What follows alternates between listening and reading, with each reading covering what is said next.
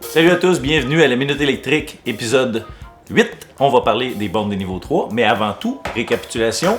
On a parlé des bornes de niveau 1 qui viennent avec le véhicule, neuf ou usagé, et les bornes de niveau 2 qui sont un peu partout et à la maison pour une recharge un peu plus rapide, et les bornes de voyage, les bornes de niveau 3 qui sont les bornes vraiment à privilégier pour les longues distances. Alors, on se rappelle du petit concours grâce à Elmec qui nous a donné des petits réceptacles.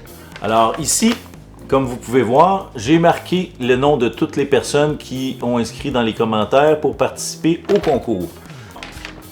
On va couper ça, puis on va faire tirer ça dans une belle petite boîte. Alors, donnez-moi 2 secondes. Bon, voilà. Ils sont faits. Me reste à les plier et à les mettre dans la belle petite boîte. Ça sera pas trop long. Alors, on les plie. 1. Alors voilà, j'ai terminé. Bon, hein, c'est le fun de couper. Alors, on a tous ces beaux gens ici. 18 personnes. On va pouvoir brasser. Brasser. Voilà. Ils sont tous là-dedans. Alors, on y va pour le premier gagnant. Pourquoi que le téléphone sonne?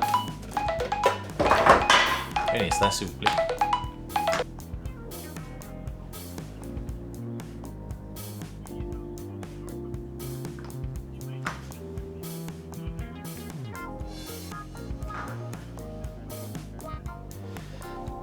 Bon, enfin.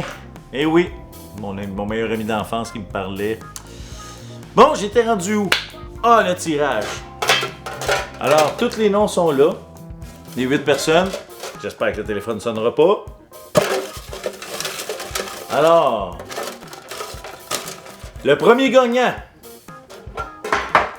c'est Monsieur Martin Thibault. Le deuxième gagnant,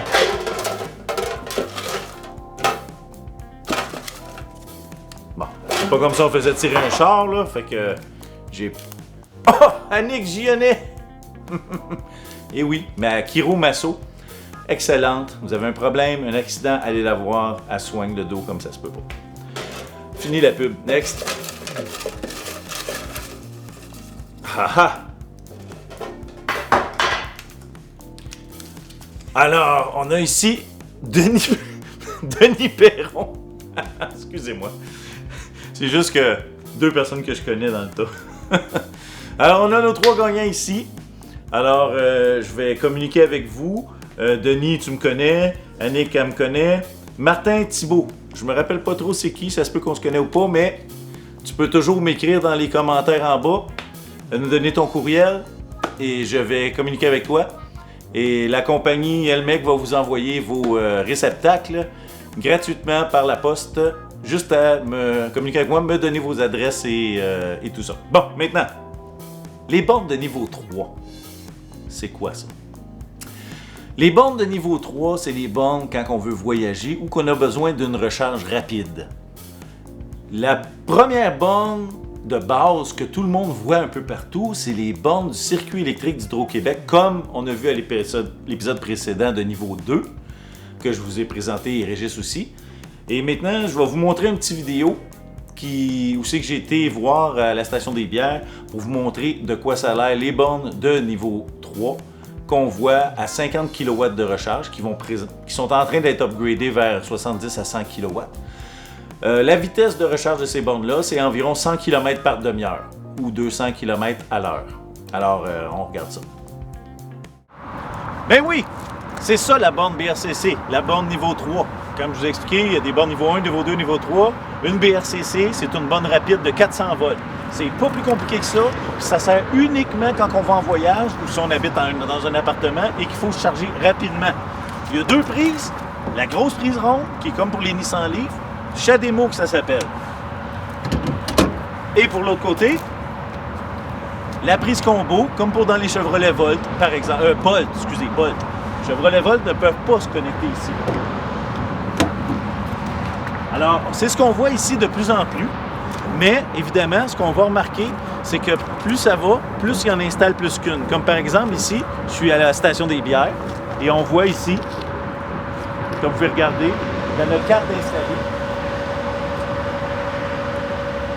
Et c'est ça qui est fantastique, vous n'aurez plus besoin d'attendre de moins en moins. Il y a présentement des bornes rapides au-dessus de 200-250 bornes rapides partout au Québec. Alors, il n'y a pas de raison de s'en faire, aucune inquiétude à avoir. La question de l'autonomie est réglée, enfin. C'est pas comme en 2012. Alors, grâce à ça, vous connaissez maintenant c'est quoi une DBRCC, c'est quoi les bornes niveau 3. Alors, bref, on va faire un dénominateur commun.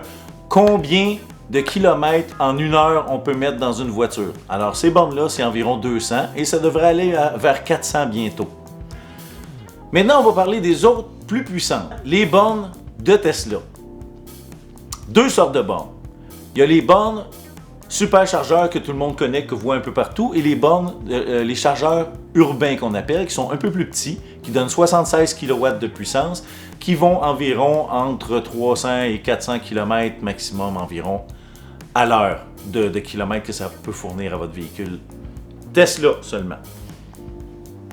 Les superchargeurs de Tesla ont une puissance d'environ 125 kW, qui donne environ quelque chose autour de 500 à 800-850 km à l'heure d'autonomie. Ce qui est intéressant, c'est que présentement, il y a les superchargeurs Tesla, version 3.0, qui s'en viennent. Ils ont commencé à les modifier en Californie, qui a une puissance de 1600 km à l'heure, avec un 250 kW de puissance, si je ne me trompe pas, autour de ça. Et finalement, Electrify America, qui est un peu comme la punition de Volkswagen à cause du Dieselgate, sont en train d'électrifier. Vous pouvez aller voir sur electrifyamerica.com. Aux États-Unis, vous allez voir toute la carte du réseau.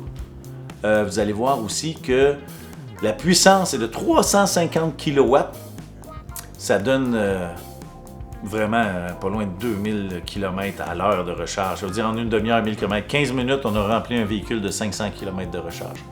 Là, on commence vraiment à coter les véhicules à essence là, de très près.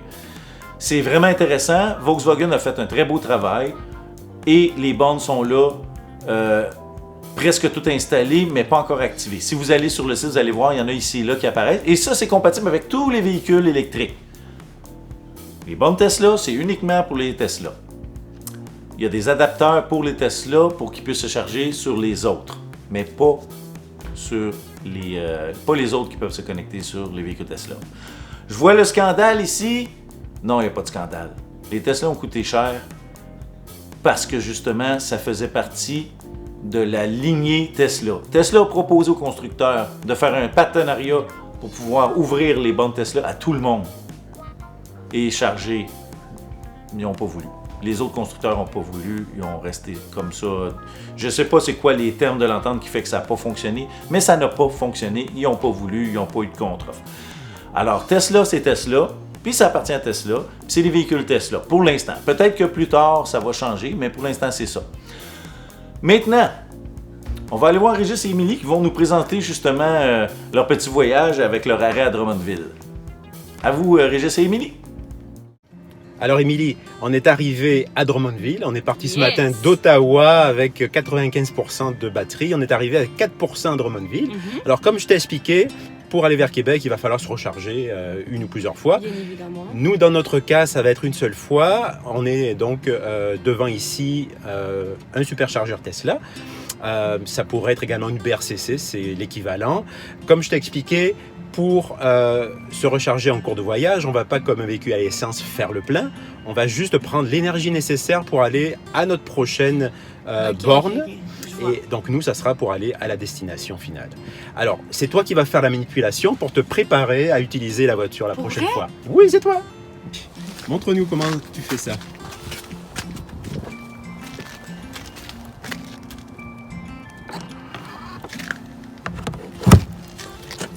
Et voilà.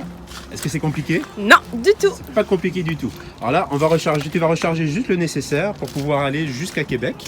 Et ensuite, on verra combien nous avons à l'arrivée. Yes. Bravo!